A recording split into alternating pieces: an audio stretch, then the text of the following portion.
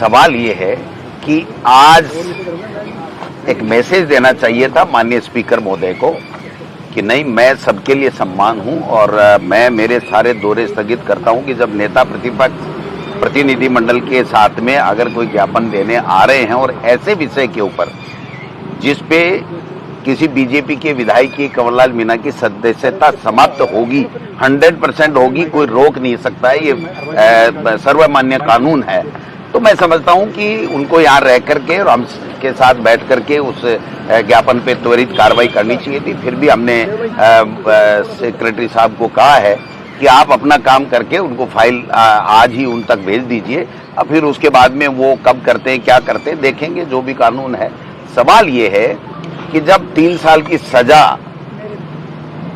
रह गई, फाइनल कर दिया हाईकोर्ट ने कि ये 3 साल की सजा है, तो केवल बीजेपी का विधायक है, इसलिए बचाने के लिए उसको सुप्रीम कोर्ट में जाकर के कोई उसको राहत मिले, इसके लिए उसको समय देने की आवश्यकता नहीं है। ये कानून अलाउ नहीं करता है। इसलिए मैं तो ये मानता हूं कि उनको तुरंत प्रभाव से आज की तारीख में कंवरलाल मीणा जो अंता से विधायक हैं, वो आज सदस्य नहीं रहे हमारे कानून के मुताबिक, तो वो उनकी सदस्यता आज ही खत्म होनी चाहिए।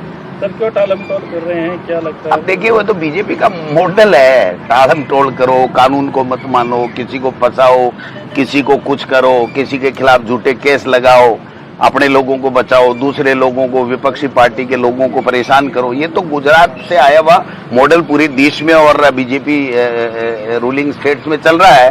तो वो तो अपना काम करेंगे, हम लड़ाई लड़ेंगे, संघर्ष करेंगे, और जीत सत्य की हमेशा होती है, और सत्य जीता है, आज भी जीतेगा, आगे भी जीतेगा। गुजरात में तो सर ट्रेनिंग है, प्रशिक्षण शिविर, और आपके जो घनश्याम तिवाड़ी थे वो उसके प्रमुख है, जो कांग्रेस में आए थे। घनश्याम तिवाड़ी जी प्रमुख है, अच्छी बात है, उनको नॉलेज है, लेकिन जो हम देख रहे हैं इस 1.5 साल से, और जिस तरीके से रोजाना दुर्भावना पूर्वक लांछन लगाना, झूठ बोलना, हिंदू मुस्लिम करना, लोगों में नफरत फैलाना, ये जो बातें चल रही है, क्या इसी की ट्रेनिंग देंगे कि और ज्यादा तेज करो, है ना? या फिर ये अध्यक्ष नहीं बना पा रहे हैं तो उसका ध्यान भटकाने के लिए इस तरीके के इवेंट मैनेजमेंट के कर करके और बीजेपी का अध्यक्ष नहीं बने।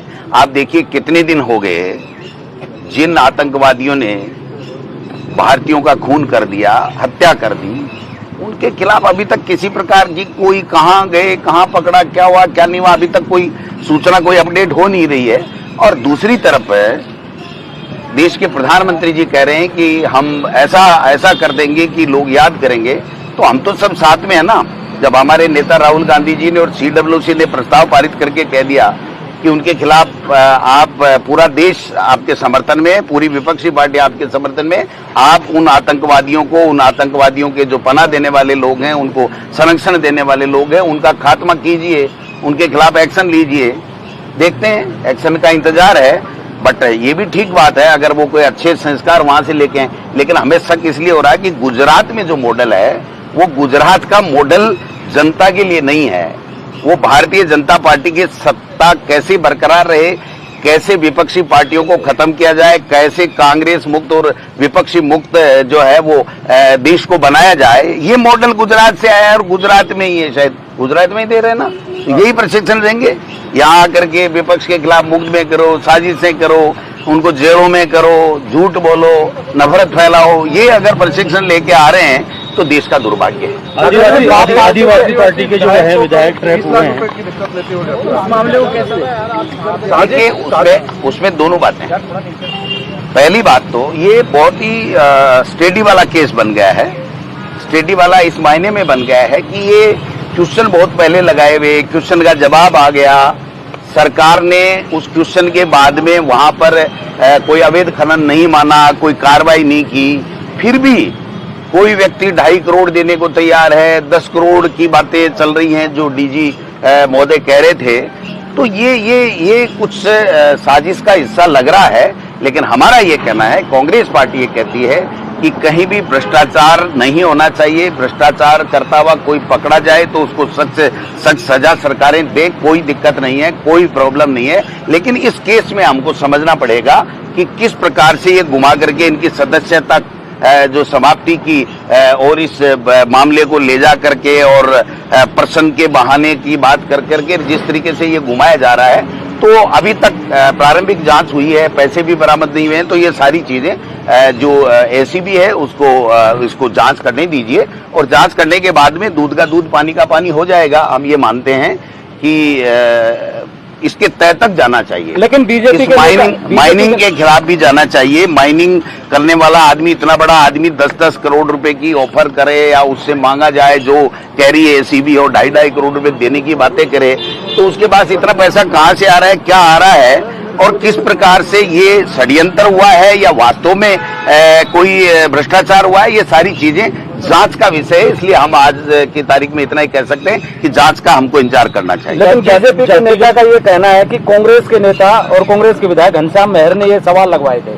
वो तो इनसे पछाड़ खा चुके हैं, इसलिए कुछ भी कह देंगे, इनके खिलाफ क्या फर्क पड़ेगा। तो पुलिस तो उनकी है ना, सरकार उनकी है ना, वो तो कल को और किसी का नाम भी ले देंगे, उससे क्या फर्क पड़ेगा। उसके कहने से कुछ नहीं होगा। वो तो बाप बेटे दोनों दो पार्टियों में बता रहे हैं माइनिंग किसकी है, अवैध खनन कौन कर रहा है, कौन किस पार्टी से लड़ रहा है ना। और उसको एक बीजेपी के विधायक का चुनाव लड़े हुए व्यक्ति को प्रश्न हटवाने के लिए इतनी बड़ी रकम का ऑफर करना, देना, करना, ये सब जांच का विषय है। आज अगर हम किसी भी निर्णय पे पहुंचते हैं तो ये गलत होगा, जनता में भी गलत संदेश जाएगा। इसलिए हम ये कहना चाहते हैं कि डीजी एसीबी को इसमें त्वरित जांच करके दोबारा एक प्रेस कॉन्फ्रेंस करके सही तथ्य रखने चाहिए कि ऐसी क्या बात होगी कि 12 महीने पहले लगाए हुए क्वेश्चन को आज तो वो क्वेश्चन आ ही नहीं रहा था, हाउस में आ ही नहीं रहा है।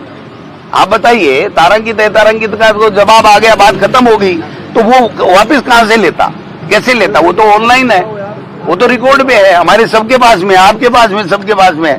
तो ये थोड़ा सा उलझी हुई पहेली है, तो इसको सुलझाने के लिए एसीबी को समय देना चाहिए, ऐसा हमारा मानना है। जातिगत जनगणना को सेलिब्रेट कर रहे हैं, आप अभियान चला रहे हैं राजस्थान। देखिए, निश्चित रूप से राहुल गांधी जी ने और कांग्रेस पार्टी ने जिस प्रकार से स्टैंड लिया और देश में और दुनिया में एक मैसेज दे दिया कि सत्य की और जनता की लड़ाई के लिए चाहे कितने भी कठिन रास्ते हो, जीत अंत में सत्य की होती है, संघर्ष की होती है, और ये राहुल गांधी ने दिखा दिया। अब इसमें भी साजिशें होने की ज्यादा संभावनाएं लग रही हैं कि इसके आधार के ऊपर कब क्या टाला जाता है, कितनी पारदर्शिता से की जाती है। ये कह रहे हैं कि अभी तक तो जनगणना की बात ही नहीं कर रहे हैं, पैसा भी नहीं है इनके पास में, पैसे की भी बात है, कानून भी लाना पड़ेगा जातिगत जनगणना के लिए, फिर परिसीमन, महिला आरक्षण, ये कहाँ होगा, कब होगा, ये 2 साल में सारी चीजें कैसे हो जाएंगी। इससे लग रहा है कि ये बीजेपी की पॉलिसी है कि इसको उलझा करके और लोगों को भ्रमित रखो, और जो लोग हमसे सवाल करते हैं, इस 15-11 साल का जो हिसाब मांगते हैं, वो इन्हीं बातों में लगे रहे और दूसरी बातों में लग करके और मेन मुद्दों पे नहीं आए। पेट्रोल, आज डीजल पेट्रोल का क्या भाव हो गया, सबसे कम दर के ऊपर जो है वो कच्चा पेट्रोल मिल रहा है, और भाव वो की वही है, उसकी चर्चा नहीं करनी चाहिए। तो मैं समझता हूं कि ये सारी चीजें आने वाले समय में क्लियर होंगी।